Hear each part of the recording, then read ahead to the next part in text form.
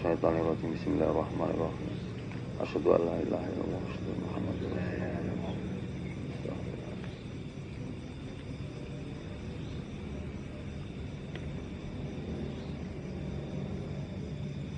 Allahumma ya Allah, kula nyuwun ya Allah, ridho panjang rahmat panjang wasen syafaat barokahipun panjang ya Allah. Ya Allah, saya mohon ya Allah, pinjam sukmo ya Allah, sukmo yang sebenar-benarnya sukmo Simbah Syekh Ali Hasan Al Husain, Simbah Syekh Siti Jenar. Sak perlu mohon petunjuk Engkau ya Allah, bagaimana ajaran manunggaling kawula Gusti, ajaran kemarifatan ilmu sufi yang disampaikan Simbah Syekh Ali Hasan Al Husain, Simbah Syekh Siti Jenar waktu berdakwah di negeri Nusantara ini ya Allah. Saya mohon ya Allah, yang sebenar-benarnya sukmo Simbah Syekh Siti Jenar, masukkanlah ke jiwa raga saya ya Allah untuk sementara. Setelah itu kembalikanlah ya Allah di sisi Engkau yang mulia ya Allah.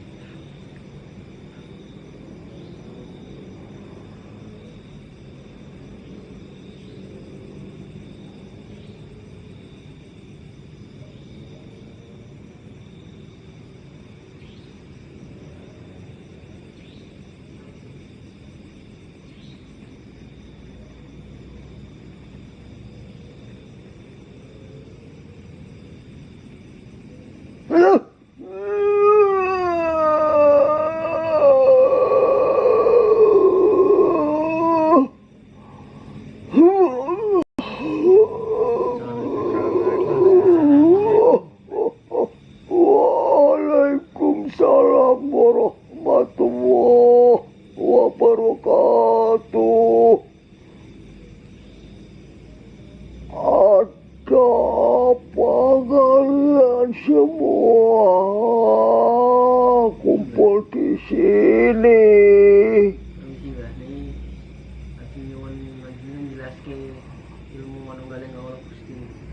Ilmu manunggaling kawula Gusti itu kemarin sudah saya sampaikan.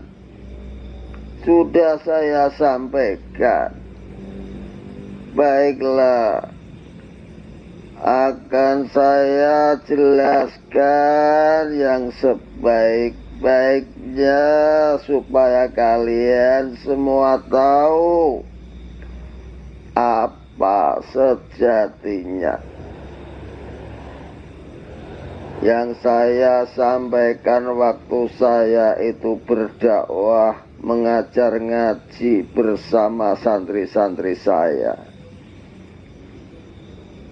Sudah saya jelaskan bahwa wali-wali Allah yang menyebarkan Islam di Nusantara itu adalah satu darah, satu nasab, keturunan Sayyidah Siti Fatimah. Semua satu nasab. Waktu itu Simbah Syekh Jumadil Kubro diutus Kesultanan Utsmaniyah Turki untuk berdakwah di negeri Nusantara, di tanah Jawa. Beliau bersama saudara-saudaranya dan putra-putranya sudah saya jelaskan. Di Jawa Barat saudaranya Hasanuddin, saudaranya Aliuddin, putranya Israel, putranya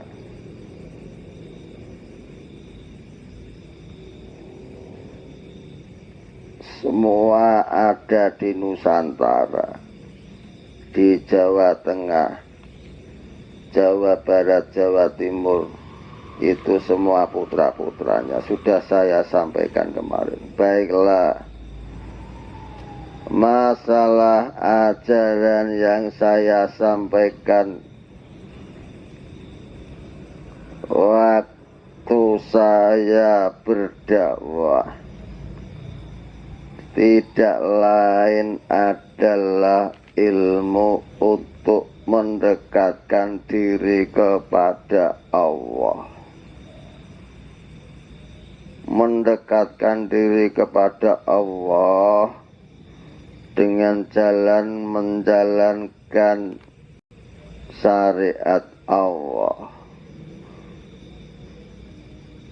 Syariat Allah itu terdiri dari rukun iman dan rukun Islam. Waktu itu dari Dewan Dakwah Wali Songo itu sudah disepakati bahwa untuk menyebarkan agama Islam di Nusantara itu berdasarkan perjanjian waktu datang ke Nusantara dengan Sabdo Palon. Kakanda Syekh Subakir sebagai pawang gaib tanah Jawa itu ada perjanjian, yaitu tidak boleh mengubah adat istiadat di Nusantara. Islam masuk ke Nusantara itu kesepakatannya tidak boleh merubah adat istiadat masyarakat Nusantara. Setelah berjalan terus, saya dulu itu berbagai macam ilmu, berbagai macam kitab Al-Quran, tafsir Al-Quran, ilmu syariat, ilmu kemakrifatan, semua saya pelajari, saya kuasai. Saya berguru kepada Kakanda Syekh Kafi, ilmu kemakrifatan dan sebagainya. Berguru kepada Kakanda Syekh Rahmatullah Sunan Ampel, ilmu kesyariatan, syariat Islam. Berguru kepada saudara sepupu saya Syarif Hidayatullah Sunan Gunung Jati, ilmu usuluddin. Dan saya berguru kepada mertua saya di Baghdad, ilmu kemakrifatan. Berbagai ilmu saya pelajari, saya kuasai. Rintangan ujian untuk mendekatkan diri kepada Allah tidaklah mudah. Jadi hamba Allah kalau mau dekat dengan Allah harus melalui tahapan-tahapan. Menjalankan syariat Allah, menjalankan rukun iman, rukun Islam harus dijalankan. Mengenal Allah, mencintai Allah, menghayati asma-asma Allah, sifat-sifat Allah, haruslah kamu pelajari, kamu pahami, dan kamu jalankan. Itu ilmu syariat. Ilmu syariat itu mengatur masalah cara ibadah kepada Allah. Setelah ilmu syariat kau jalankan, kamu harus mendekatkan diri pada Allah dengan berzikir, menyebut asma Allah. Setelah itu kamu menjalankan ilmu hakikat.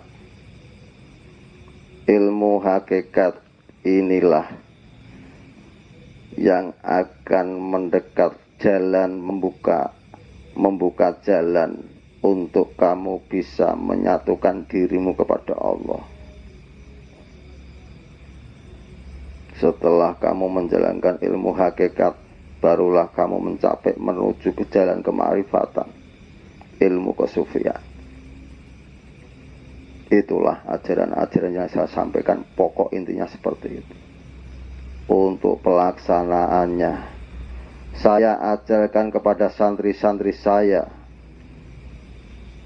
bagaimana kamu, hakikatnya kamu itu bersembahyang.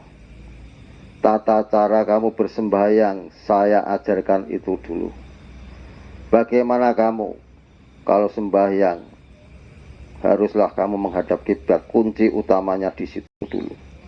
Cara menghadap kiblat, cara hakikatnya itu seperti apa? Cara syariatnya kamu menghadap ke kiblat ke arah barat kalau di Indonesia, di Nusantara. Tapi hakikatnya dalam Al-Quran dijelaskan. Palingkanlah, hubungkanlah wajahmu ke arah Masjidil Haram. Hubungkanlah hatimu, wajah itu hati, ke Masjidil Haram dengan Baitullah Ka'bah, di mana dan kapan saja kamu sekalian berada dan sedang apa saja. Bagaimana pemahamannya seperti itu? Inilah yang menjadi konflik perselisihan di antara wali-wali waktu itu, termasuk ini. Kalau saya menjelaskan manusia kita ini haruslah mencapai derajat yang tinggi di sisi Allah. Kalau kamu bersembahyang, kiblati ada, itu hatimu harus berhubungan ke Baitullah, penuh kepada Allah. Caranya, hadirkanlah Baitullah Ka'bah itu dalam hatimu, sebagaimana kamu ingat anak istrimu di rumah, keluargamu di rumah, orang tuamu yang ada di rumah, jauh dengan jasadmu, diri kamu. Hadirkan Baitullah, hadirkan ke hatimu, masukkan ke hati kamu. Itu ilmu hakikat, ilmu kemarifatan. Jadi bagaimana kamu bisa sampai berhubungan dengan Baitullah? Kalau bumi ini bulat, umpamanya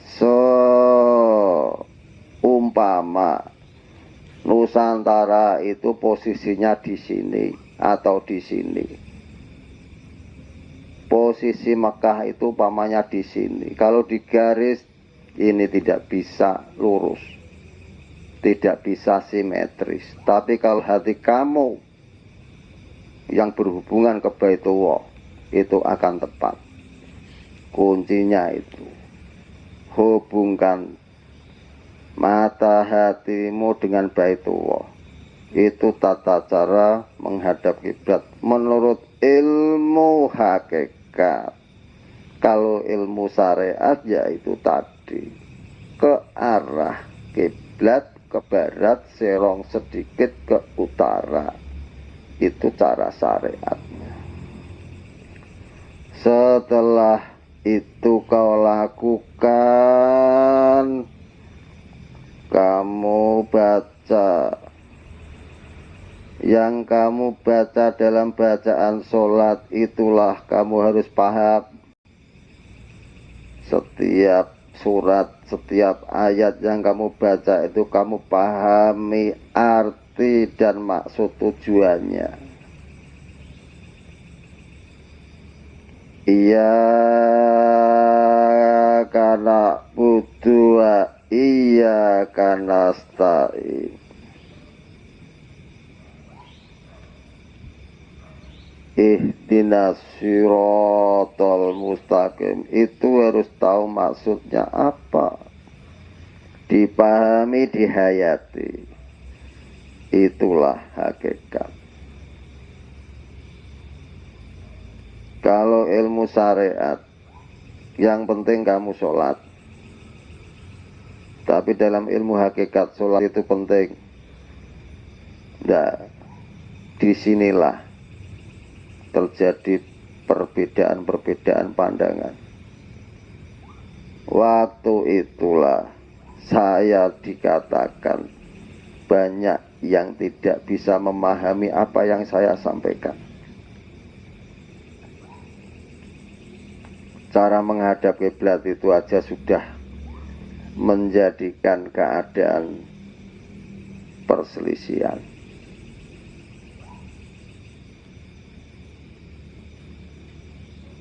Sebelum sembahyang kamu lakukan, sebelum ibadah doa kamu lakukan, bacalah ta'awud. A'udzu billahi minasyaitonir rajim.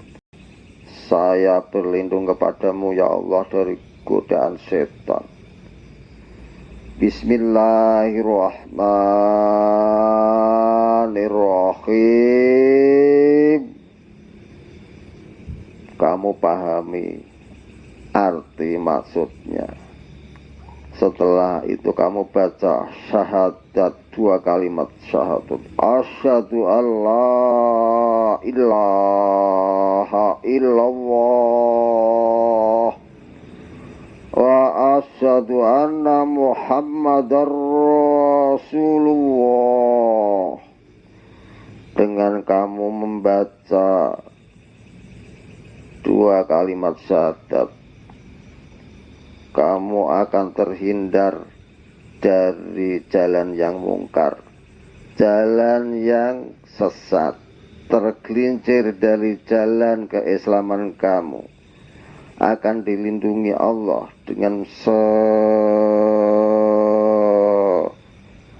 selama kamu membaca 2 kalimat syahadat.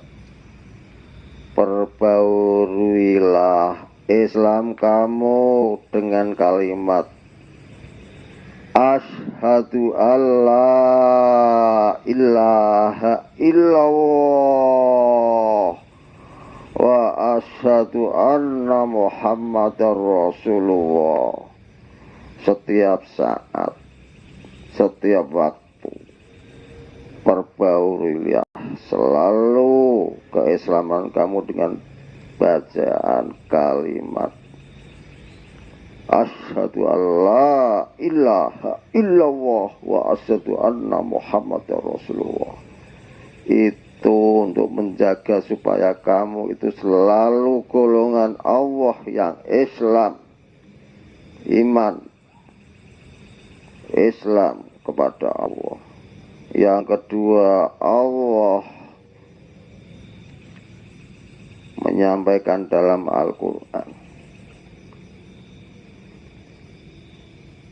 syahadat itu akan menyelamatkan kamu, menyelamatkan kehidupan dunia dan akhiratmu dari kemusyrikan, kekufuran dan sebagainya. Setelah syahadat, secara hakikat kamu harus merendahkan diri kepada Allah, bahwa manusia itu tidak bisa apa-apa, tidak kuasa apa-apa. Merendahkan diri kepada Allah, mengakui kekuasaan Allah, bahwa Allah lah yang berkuasa atas segala-galanya. Dengan bacaan la haula wala quwata illa billahil aliyil azim. Itu bacaan untuk merendahkan diri kepada Allah, mengakui kekuasaan Allah, bahwa hamba-hamba seperti saya ini adalah hamba yang lemah, yang bodoh, yang kotor, tidak bisa apa-apa. Itulah harus merendahkan diri kepada Allah sebelum kamu menjalankan ibadah sholat maupun doa dan ibadah-ibadah yang lainnya. Setelah itu kamu harus bertobat, minta ampun kepada Allah dengan bacaan Astaghfirullahaladzim alladzi la ilaha illa huwal hayyul qayyum wa atubu ilaik. membaca istighfar minta ampun kepada Allah dengan penuh penghayatan, dengan penuh kekusukan, bahwa tidak cukuplah dengan syariat kamu membaca astagfirullahaladzim, tapi dengan penuh dengan ilmu kemakrifatan, ilmu kehakikatan. Kamu harus memahami, melaporkan Allah, ya Allah, saya pernah berbuat dosa ini dan itu, ya Allah, ampunilah dosa-dosa saya, ya Allah. Itulah caranya kita minta ampun kepada Allah. Minta ampun kepada Allah dengan sungguh-sungguh, dengan tawadhu, merendahkan diri di hadapan Allah, bahwa kita itu benar-benar hamba yang lemah dan yang kotor, yang penuh dosa. Kita berbuat dosa, kita mintakan ampun kepada Allah, kita laporkan kepada Allah dengan diiringi membaca astagfirullahaladzim. Setelah itu, dalam ajaran ilmu hakikat haruslah cinta pada Allah, cinta pada Rasulullah. Itu dalam ajaran-ajaran hakikat tarekat kemakrifatan, dengan membaca Allahumma sholli ala Muhammad wa ala ali Muhammad, penuh bahwa Muhammad itu adalah hamba Allah yang penuh rahmat dari Allah, rahmat keselamatan, hamba Allah yang diselamatkan dari segala kemungkaran. Dengan membaca sholawat Allahumma sholli ala Muhammad wa ala ali Muhammad, Allah berjanji dalam kitab suci Al-Quran, barang siapa yang membaca sholawat dalam hatinya, di mana dan kapan saja secara ikhlas, maka bacaan sholawat itu akan membuka pintu doa hamba yang membaca itu akan kukabulkan, dikabulkan oleh Allah. Itu janji Allah, bacaan sholawat. Jadi itu ilmu hakikat. Setelah itulah barulah kamu itu bersembahyang, berdoa, dan membaca-baca ayat-ayat Allah, ayat-ayat suci Allah yang lainnya. Itu tata cara beribadah, sholat, dan berdoa. Setelah itulah manusia di situ, bagaimana setelah kamu itu bisa menghubungkan mata hatimu ke Baitullah, membaca, berzikir dalam hatimu. Dalam Al-Quran dijelaskan oleh Allah, berzikirlah menyebut nama Tuhanmu, Tuhan Allah, dengan zikir yang sebanyak-banyaknya. Tapi dalam ilmu syariat waktu itu untuk memudahkan, waktu itu Nusantara baru dikenalkan keislaman, itu dengan hitungan adalah cara berzikir itu sebanyak-banyaknya, sebanyak-banyaknya. dasar dari ilmu hakikat dari Al-Quran itu sebanyak-banyaknya tanpa bilangan tertentu, tanpa batas. Karena apa? Allah memerintahkan dalam Al-Quran, ingatlah, sebutlah nama Tuhanmu dalam hatimu, berzikirlah menyebut nama Tuhanmu dalam hatimu dengan zikir yang sebanyak-banyaknya di mana dan kapan saja. Dari situlah ilmu kemarifatan, ilmu hakikat saya sampaikan ke santri-santri saya, bahwa berzikir itu tanpa batas menurut keikhlasan kamu. Itulah bacaan-bacaan ya sampaikan kepada santri-santri saya waktu itu. Berzikir setelah sembahyang, dan waktu di mana saja itu dihidupkan hatinya. Berzikir dalam hati, zikru, zikir menyebut nama Allah dalam hati dengan bacaan-bacaan yang saya sampaikan waktu itu. A'udzu billahi minasyaitonir rajim. Bismillahirrahmanirrahim. Asyhadu an la ilaha illallah wa asyhadu anna Muhammadar Rasulullah. La haula wala quwwata illa billahil aliyil azim. Astaghfirullahaladzim. Allahumma sholli ala Muhammad wa ala ali Muhammad. Subhanallah walhamdulillah wala ilaha illallah wallahu akbar.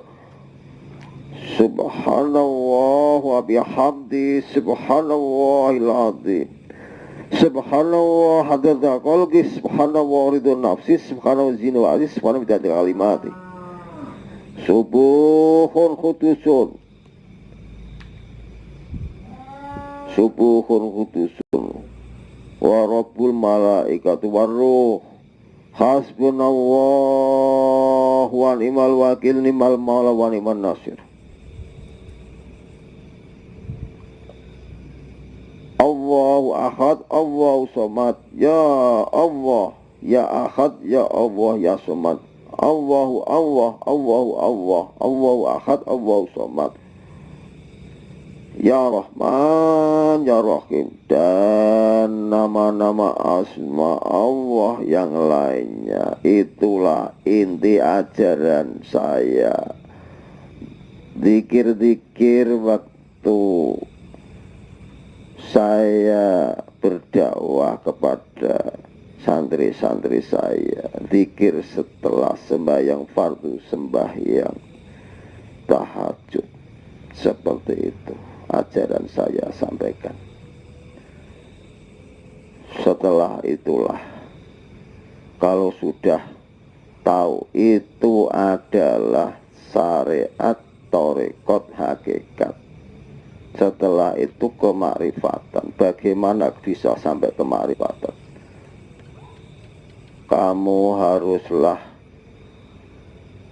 mengikhlaskan diri kamu, bahwa kamu ikhlas itu tidak hanya di lidah saja, di mulut saja. Menyatukan kepada Allah hati kamu. Manusia itu saya sampaikan, itu terdiri dari 3 unsur. Manusia diciptakan Allah itu terdiri dari 3 unsur. Allah menciptakan manusia itu dari tanah, kemudian diberikan roh oleh Allah. Manusia itu dibekali 3, mulut, pikiran, dan hati. Manusia dibekali 3 itu harus kamu jaga lisan kamu, jaga pikiran kamu, jaga hati kamu. Manusia itu bisa berbohong lewat mulutnya. Saya sampaikan ke santri saya, kamu di teman kamu ada yang kehilangan, ibu kamu kehilangan, kamu ditanya, siapa yang ngambil? Kamu yang ngambil, saya tidak ngambil. Itu mulut untuk berbohong padahal kamu ngambil. Pikiran manusia itu untuk menipu, kalau dituruti nafsunya untuk menipu. Kamu bikin alasan, itu yang ngambil itu adik, saudara saya, itu mungkin kakak saya atau siapa, itu bikinlah suatu alasan untuk menipu. Tapi hati yang dipegang, bisakah kamu menipu hati kamu sendiri? Manusia itu tidak akan bisa menipu hatinya sendiri.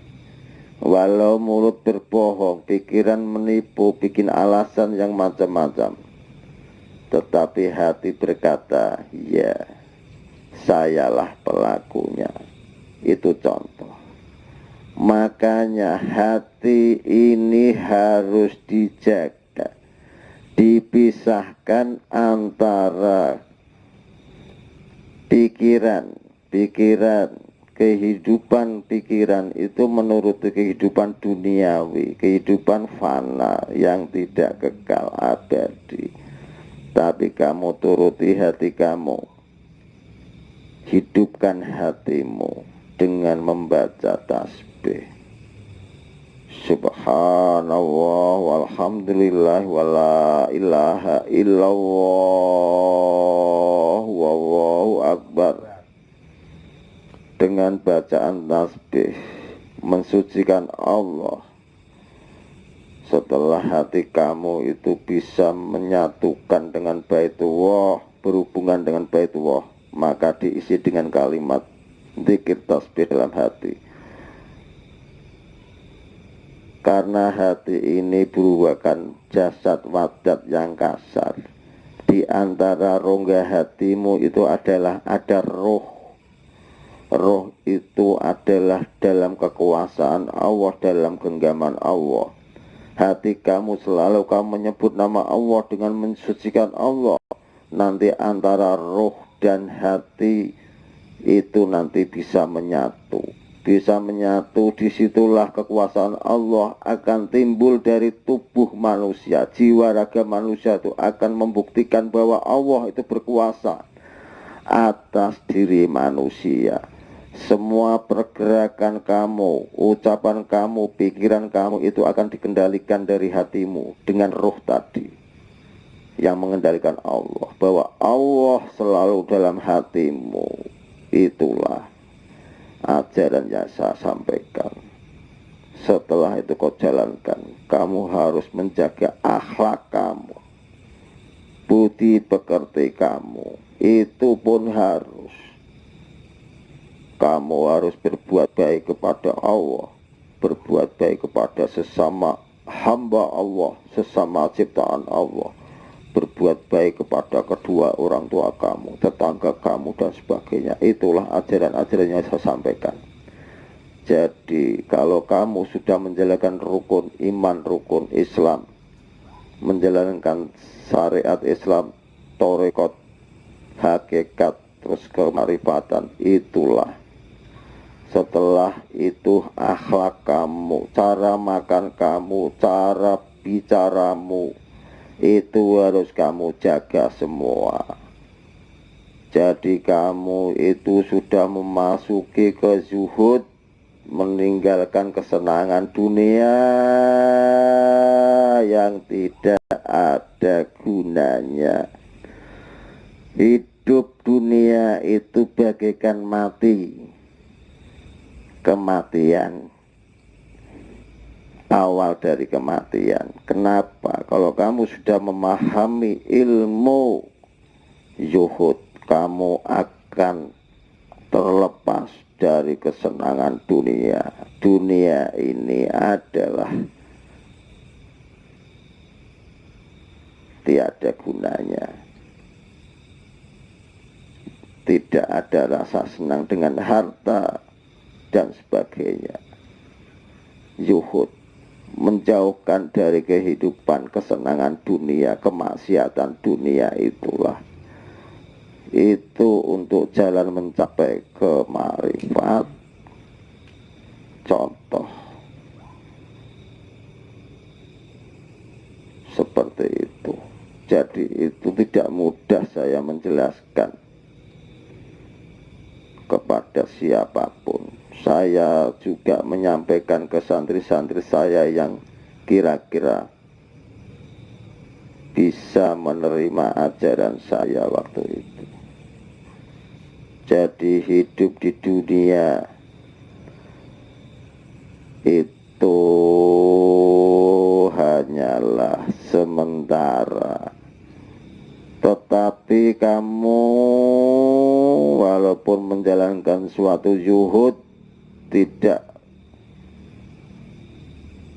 boleh meninggalkan kewajiban kamu sebagai hamba Allah, yaitu berikhtiar untuk kehidupan duniawimu. Harus bekerja usaha, cari nafkah, rezeki dari Allah yang halal barokah. Tidak boleh meninggalkan itu untuk kehidupan duniamu, untuk keluargamu. Bagaimana kamu bisa bersedekah?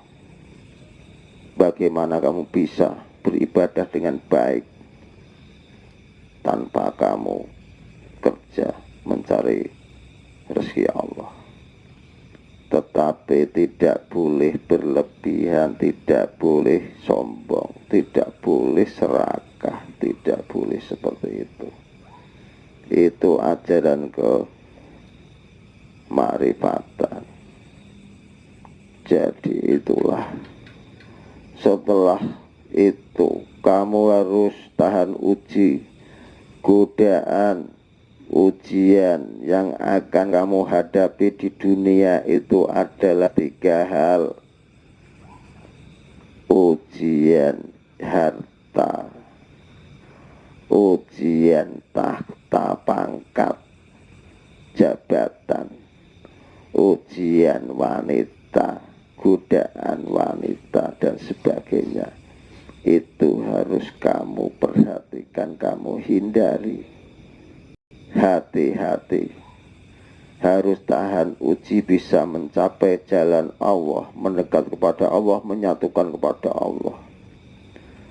Saya dulu itu selalu bertahajud kepada Allah, berzikir kepada Allah. Subhanallah walhamdulillah wala ilaha illallah wallahu akbar wala haula wala quwata illa billahil aliyil azim.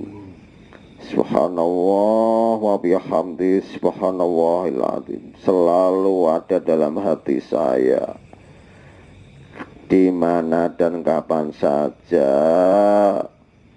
Setelah itulah karomah Allah, ilmu-ilmu Allah yang saya jalankan itu bisa membuktikan bahwa Allah itu ada dalam hati saya, karena saya selalu menyebut asma Allah itu dalam ilmu kemarifatan, kesufian. Maksudnya itu hatinya itu tidak boleh lepas dari asma Allah. Bukannya Allah dalam hati saya itu bersemayam di hati saya, itu tidak. Jalan mendekatkan diri kepada Allah dengan cara-cara seperti itu. Saya tidak pernah mengatakan kepada santri-santri saya bahwa Allah itu bersemayam dalam hati saya.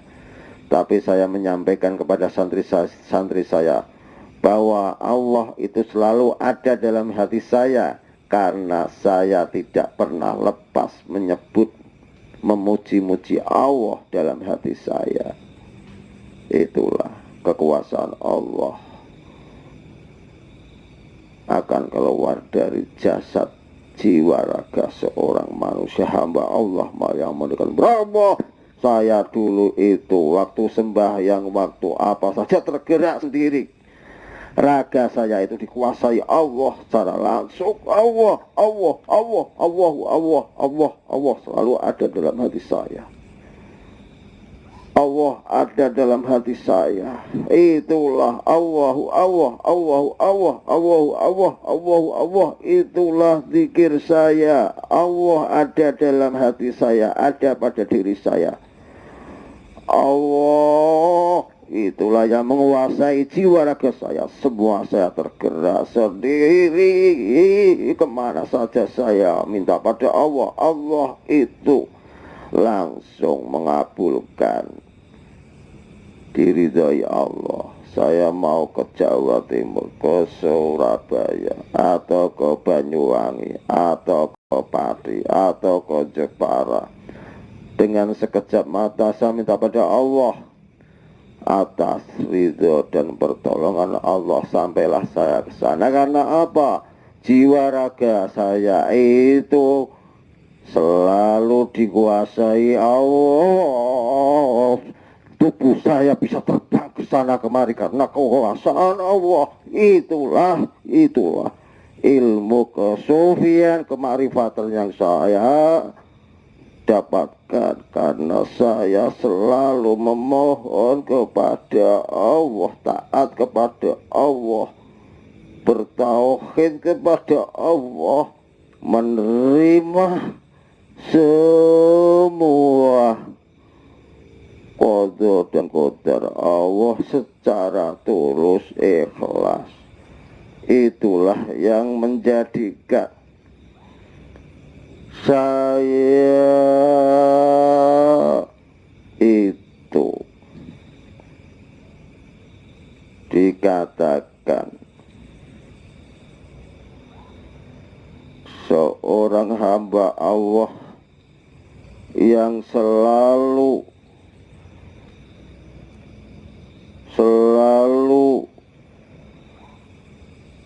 taat, merendahkan diri kepada Allah, selalu memuji-muji Allah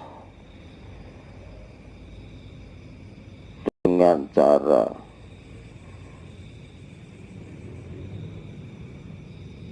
menyatukan hati saya dengan asma Allah, dengan baitullah. Itulah karomah Allah. Ilmu Allah diberikan ke saya.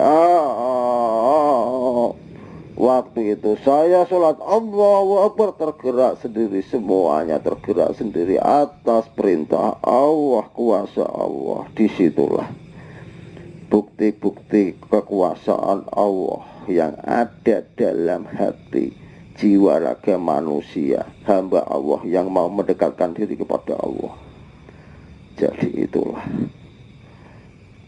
ilmu kemarifatan itu bisa dicapai melalui menjalankan ilmu syariat, ilmu tarekat, ilmu hakikat, ilmu kemarifatan, dengan segala ujian-ujian dari Allah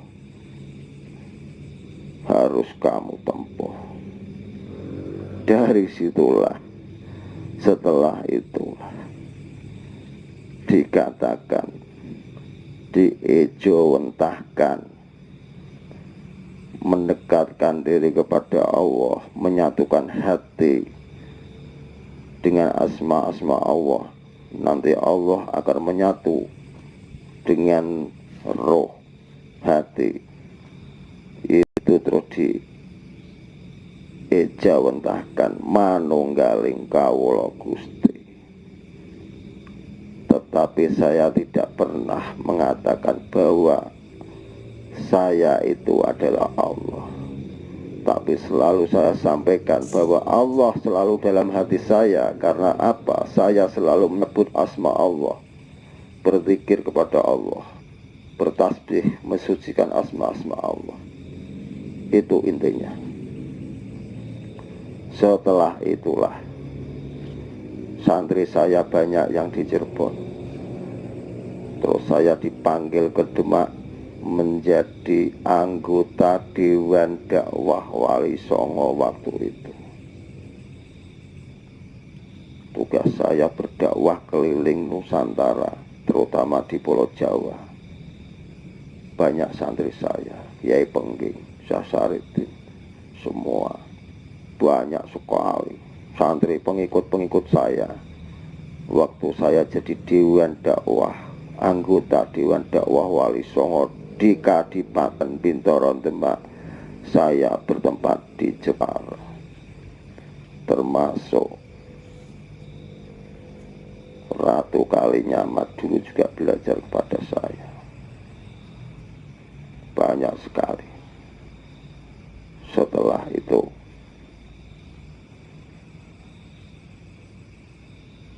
Majapahit runtuh di bawah kekuasaan kerajaan Bintoron Demak. Dari situlah, setelah runtuhnya Majapahit, saya itu punya gagasan yang menjadikan gagasan itu menjadi konflik di antara anggota Dewan Dakwah Islam Wali Songo. Waktu itu gagasan saya itu saya sampaikan bahwa waktu dulu adat istiadat kerajaan di Nusantara itu, kalau dengan rajanya, patihnya, penggawa kerajaan itu rakyat disuruh sujud, hormat, rukuk, menundukkan. Seperti orang rukuk harus menghormat, benar-benar menghormat kepada atasannya, junjungannya, rajanya, adipatinya, dan sebagainya. Saya itu berpikiran, punya gagasan, ini apakah tidak bertentangan dengan Al-Quran? Rukuk, sujud, rukuk itu adalah bukti hamba Allah menyembah kepada Allah. Kenapa manusia, rakyat jelata itu harus menundukkan, bersujud di hadapan rajanya? Disitulah jadi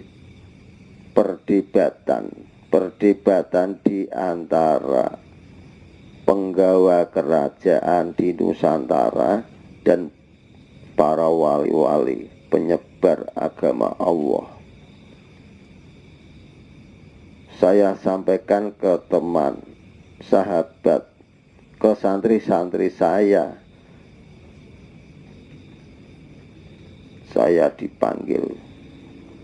dipanggil ke istana Argapura di Gresik, di tempat saudara saya Sunan Giri. Di situ hadir Sunan Ampel Kakak Rahmatullah, Sunan Kudus, Sunan Kalijogo Raden Mas Said, Ja'far Shotid Sunan Kudus, Syekh Betok, Panembahan dari Madura, dan yang lainnya datang ke sana untuk menguji tukar kaweruh, membahas masalah gagasan saya. Disitulah saya sampaikan bahwa sujud rukuk itu adalah suatu bukti menyembah Allah. Hamba manusia, walaupun itu raja, walaupun itu sang patih atau penggawa kerajaan, itu kedudukannya sama di hadapan Allah sebagai hamba Allah. Sebagai hamba Allah, itu gagasan saya. Itu gagasan saya. Setelah itu saya dianggap melanggar perjanjian waktu para wali songo sampai ke tanah Jawa dengan Sabdo Palon, bahwa tidak boleh merubah adat istiadat Jawa. Itulah titiknya, letaknya pertama kali jadi perdebatan di antara penggawa kerajaan dan para wali-wali Allah. Itu gagasan saya. Saya tidak pernah mengatakan bahwa saya itu Allah, tetapi sayalah yang punya gagasan bahwa itu tradisi itu harus dirubah. Kita menghormat kepada atasan, raja, patih dan sebagainya, itulah penghormatan yang sewajarnya kepada manusia, kepada atasan kita. Tapi jangan sampai bersujud, menyium kaki dan sebagainya. Itu setelah itu saya ditentang bahwa saya itu melanggar terlalu jauh, mencampuri, melanggar perjanjian waktu itu dengan Sabdo Palon.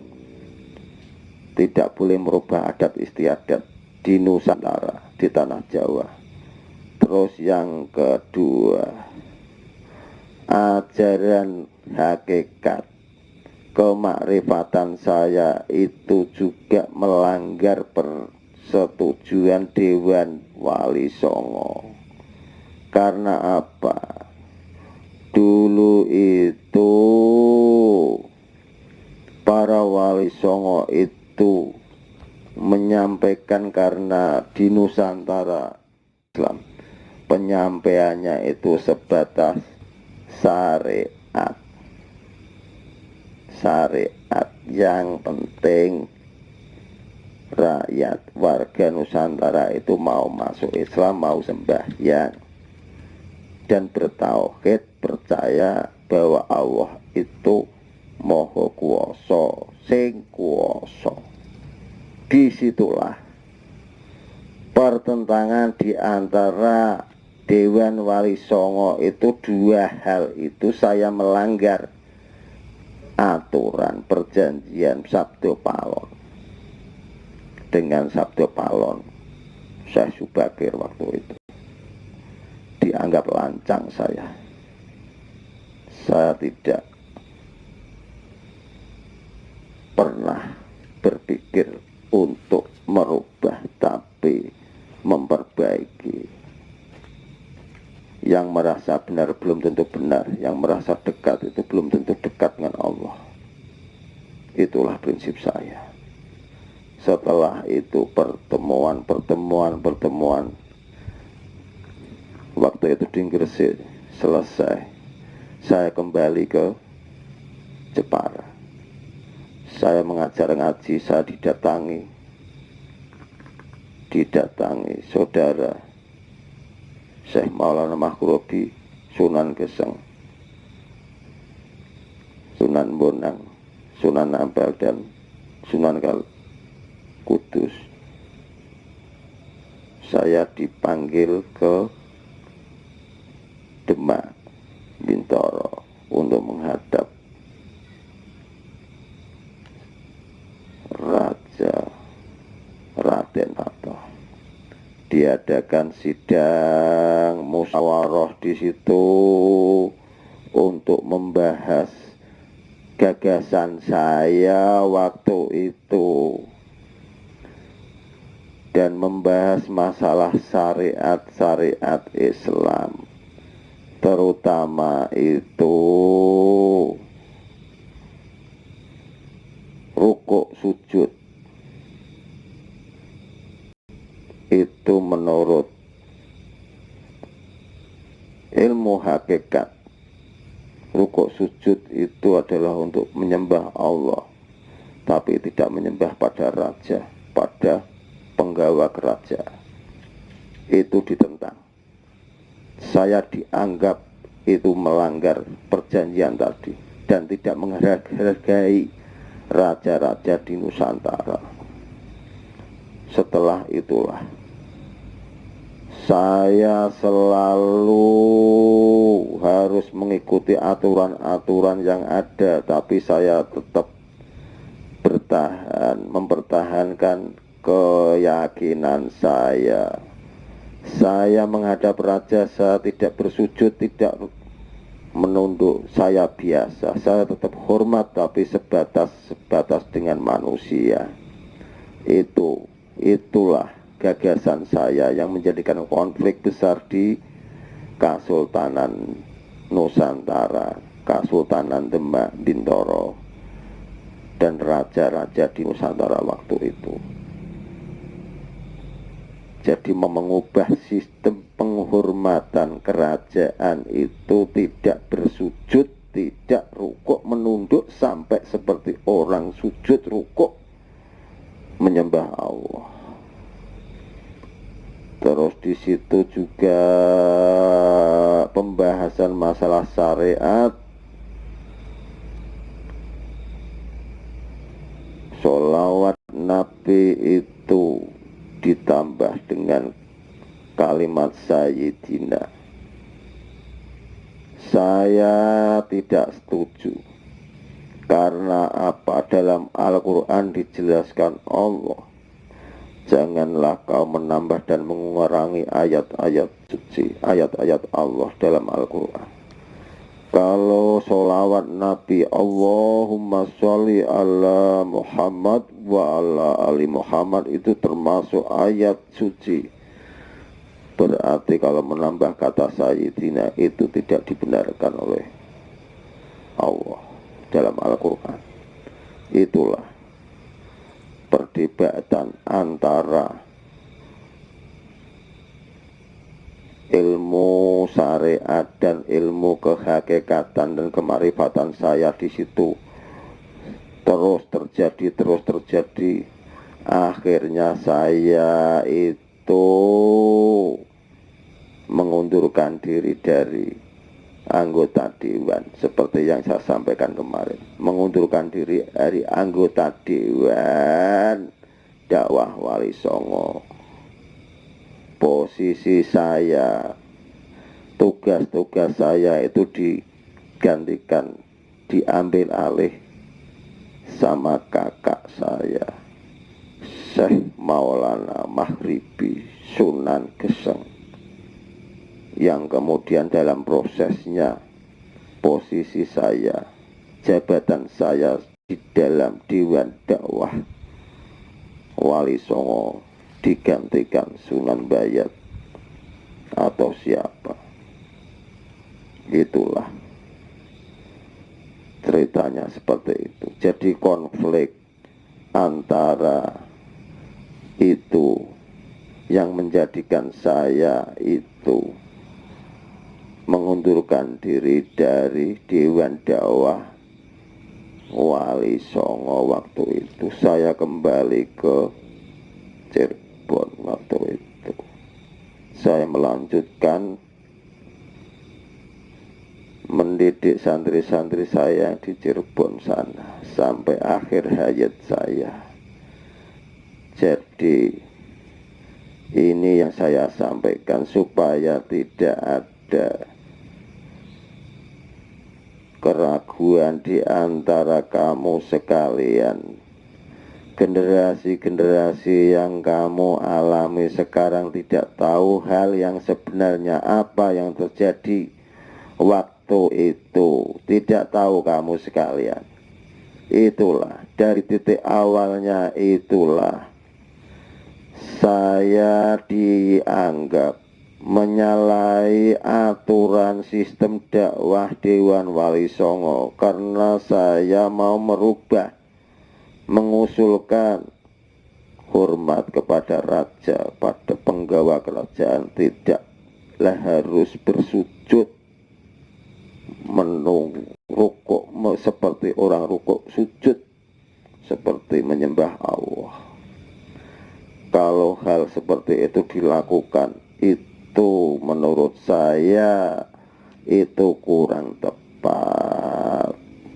Terus yang kedua, itu dianggap saya itu lancang dalam mengajarkan keislaman. Waktu itu hanya mengajarkan masalah syariat, masalah toreko. Toreko itu mengaji, memuji-muji Allah dengan asma-asma Allah.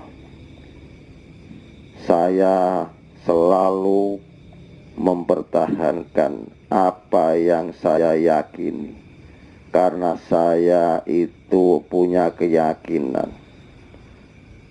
ilmu syariat, torekot, hakikat, makrifat, kesufian itu haruslah dikembangkan di negeri Nusantara. Jadi nanti generasi Islam Nusantara itu tidak hanya mengenal masalah kesyariatan, masalah ilmu syariat, masalah ilmu torekot saja, tapi haruslah generasi-generasi Islam Nusantara itu harus mengenal ilmu hakikat, ilmu makrifat, ilmu kesufian. Itulah yang saya pertahankan, walaupun saya dianggap melanggar Dewan Dakwah Wali Songo waktu itu. Kamu tahu semua. Itulah perbedaan-perbedaan pendapat, sistem dakwah dan pengajaran Islam waktu itulah menjadikan konflik di antara saya dan anggota Dewan Dakwah Wali Songo yang lainnya. Pada akhirnya saya mengalah, mengundurkan dari anggota Dewan Dakwah Wali Songo, kembali ke Cirebon sampai akhir hayat saya. Jadi itulah, setelah itu terjadilah konflik, perebutan kekuasaan dan sebagainya. Saya itu terlalu menentang, selalu berkeras hati kalau saya diajak untuk berpolitik. Saya tidak mau. Akhirnya saya itu menghindari dari kekuasaan, jauh dari kekuasaan pemerintahan kerajaan. Saya hidup bertani, bermasyarakat dengan rakyat jelata, dengan orang-orang di sekitar saya. Saya jauhkan diri saya dari kehidupan kemewahan dunia, dari gemerlap jabatan di kesultanan maupun di kerajaan, itu saya jauh. Itulah, setelah itu ada gejolak politik. Setelah runtuhnya Majapahit, ada perencanaan Kesultanan Bintoron Demak itu mau menguasai raja-raja se-Nusantara. Saya juga menolak waktu itu, karena nanti akan terjadi konflik pertumpahan darah di antara kita, di antara hamba Allah yang sudah muslim. Kerajaan-kerajaan Islam di Nusantara yang lain nanti akan terjadi permusuhan di antara muslim sendiri, pertumpahan darah di antara saudara-saudara muslim sendiri. Itu saya tolak waktu itu. Jadi ada perencanaan yang besar menggantikan Majapahit berkuasa di negeri Nusantara. Itu saya tolak. Banyak sekali hal-hal yang saya tolak. Kebijakan-kebijakan Kesultanan Demak waktu itu banyak sekali. Setelah itulah saya selalu mengalah. Akhirnya saya mundur dari anggota dewan itu tadi. Saya tidak pernah mengajarkan sesuatu yang menyimpang dari jalan Allah, menyimpang dari ajaran Al-Quran dan Al-Hadis. Demi Allah, asyhadu an la ilaha illallah wa asyhadu anna Muhammadar Rasulullah.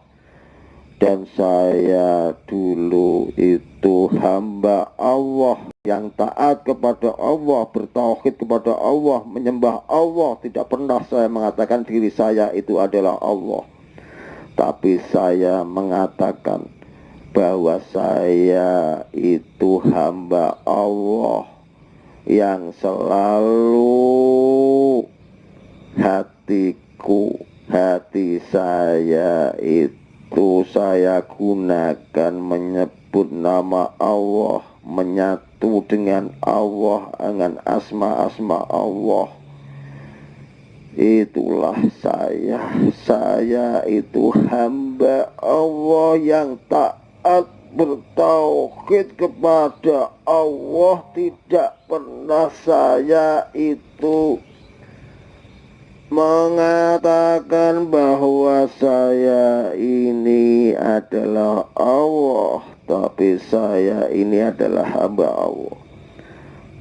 Ajaran manunggaling kawula Gusti itu penyatuan jiwa, raga, dan Allah dengan asma-asma Allah. Setelah melalui ujian, bisa menghindari semua kemungkaran, menyembah Allah, bertauhid kepada Allah, berserah diri pada Allah dengan tulus ikhlas, maka hamba Allah itu akan dekat dengan Allah dalam cengkeraman kekuasaan Allah. Segala sesuatunya itu digerakkan Allah. Allah.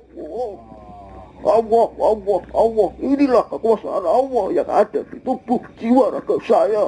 Allah. Semua digerakkan Allah dengan asma Allah.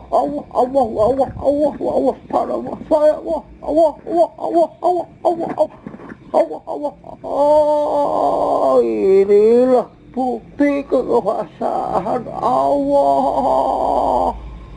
Bukannya aku Allah, tapi saya dalam kekuasaan Allah. Saya juga dalam kekuasaan Allah. Semua dikuasai Allah. Jiwa raga dikuasai Allah. Allah.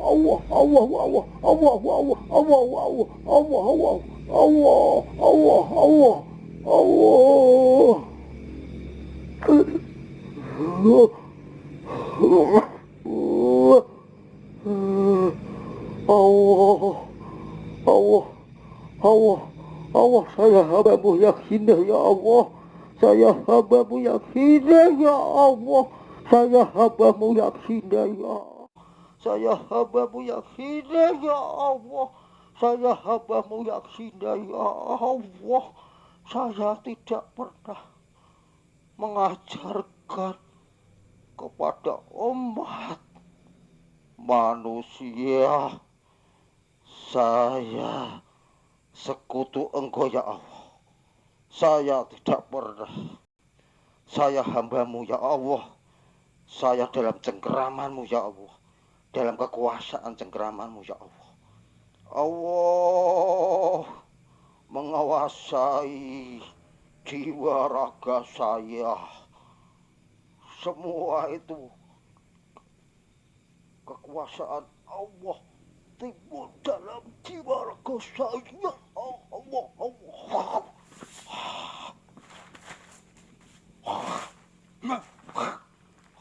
Subhanallah. Allah. Kamu sekalian tahu, inilah bukti kekuasaan Allah. Kalau manusia, hamba Allah itu cara ikhlas, mau mendekat pada Allah, menyatukan dirinya, jiwa raganya kepada Allah. Semua dalam kekuasaan Allah. Allah. Allah. Ya Allah. Oh, sudah saya sampaikan bahwa ilmu syariat, tarekat, hakikat, makrifat, kesufian itu bisa dicapai dengan cara-cara seperti tadi. Mengikhlaskan diri, jiwa, ragamu. Semua kau serahkan kepada Allah. Semua yang kau lakukan karena Allah, bukan karena yang lain. Itulah manunggaling kaulah Gusti. Jasad manusia, hati manusia bersatu dengan ruh, bersatu dengan Allah, dengan cara membaca kalimat-kalimat Allah dalam hati, roh menyatu dengan jiwa raga, menyatu dengan Allah dalam kekuasaan, menyatu dalam kekuasaan Allah. Semua akan digerakkan Allah seperti yang saya alami. Itu karena kepatuhan saya, kepasrahan saya. Saya hamba Allah yang tidak pernah takut mati. Karena kematian itu adalah awal dari kehidupan yang sempurna di alam akhirat. Tidak ada godaan-godaan yang membuat dosa, mengotori jiwa raga saya. Saya hamba Allah yang selalu berserah diri kepada Allah. Tidak pernah mengatakan bahwa Allah itu ada sekutu. Allah hanyalah Allah. Allah hanyalah Allah. Tidak ada Tuhan selain Allah. Itu yang saya sampaikan, rasakan ke jiwa raga saya. Allah, Allah, Allah, Allah, Allah. Itu semua anak. Kalian semua perlu tahu. Itulah kepasrahan, kepatuhan, keikhlasan seorang hamba Allah yang namanya Ali Hasan Al-Husain Syah Siti Jenar. Baiklah, setelah itu jangan kamu tanyakan lagi. Apa saya ini hamba Allah yang termasuk musyrik, murtad kepada Allah. Jangan tanyakan itu lagi. Saya hanyalah hamba Allah yang taat, berserah diri kepada Allah, tidak takut mati. Karena kematian itu adalah awal dari kehidupan yang hakiki nanti di akhirat.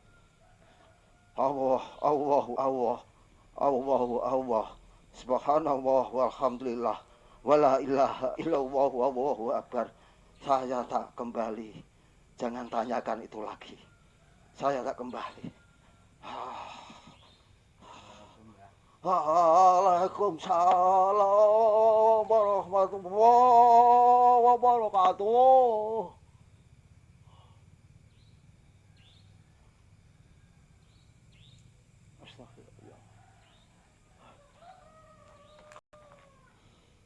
Astagfirullahaladzim ya Allah.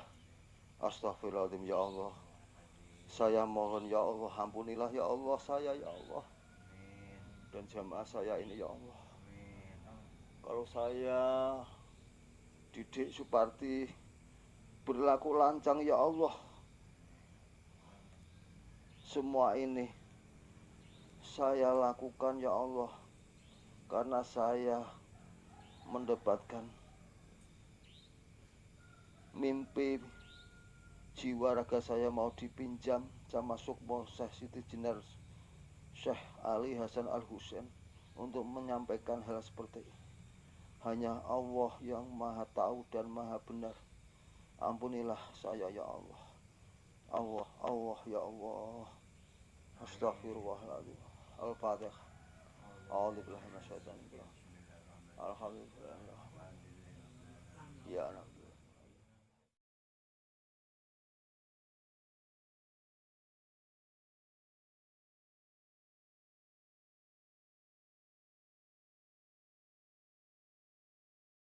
A'udzu billahi minasyaitonir rajim. Bismillahirrahmanirrahim.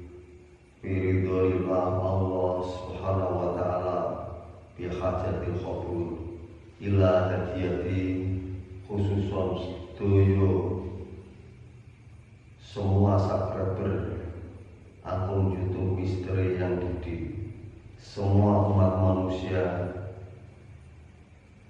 yang sudah memberikan sedekah jariah subscribe di akun YouTube Misteri yang Didi.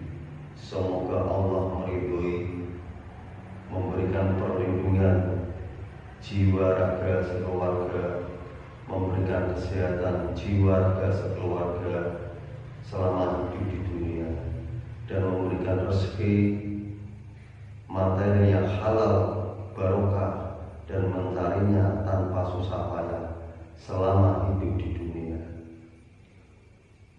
Bismillahirrahmanirrahim.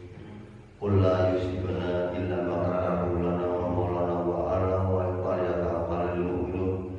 Bismillahirrahmanirrahim. La yadurru ma asmi syai'un fil ardi wa la fis samai wa samiul alim. Wa qala maliku bi atani sirri nasin falamana wa maulana ya ma ta'ala ma'dun amin. Rabbana innaka jami'un nasimi yaumin rabbi inna wa la yuliqul mi'ad. Allahumma arzuqni rizqan wasi'an ila amin wa la nasabbi wa barakatuh Allah innaka ala kulli syai'in qadir. Allahumma salli ala Muhammad sallallahu sertahu ala asrihi wa ahli bi khalaiqa wa bika bi fatika wa siwa. Allahumma afini fi badani, Allahumma afini fi qalbi, Allahumma afini fi lisani, Allahumma afini fi syam'i, Allahumma afini fi basari, Allahumma afini minal kufri wal fakhri. Allahumma rabbana atina fid dunya hasanah wa fil akhirati hasanah wa qina adzabannar. Allahumma rabbana taqabbal minna innaka antas samiul alim wa tub alaina innaka antat tawwabur rahim. Wa sallallahu ala Muhammadin wa ala alihi wa sahbihi wa baraka wa salam. Subhana rabbika rabbil izzati amma yasifun wa salamun alal mursalin walhamdulillahi rabbil alamin. Al-Fatihah. A'udzubillahi minasyaitonir rajim. Bismillahirrahmanirrahim. Alhamdulillahi rabbil alamin arrahmanir rahim maliki yaumiddin. Iyyaka na'budu wa iyyaka nasta'in ihdinas siratal mustaqim siratal ladzina an'amta 'alaihim ghairil maghdubi 'alaihim waladdallin. Amin. Semoga Allah meridhoi, bermanfaat, barokah di dunia wal akhirah. Amin.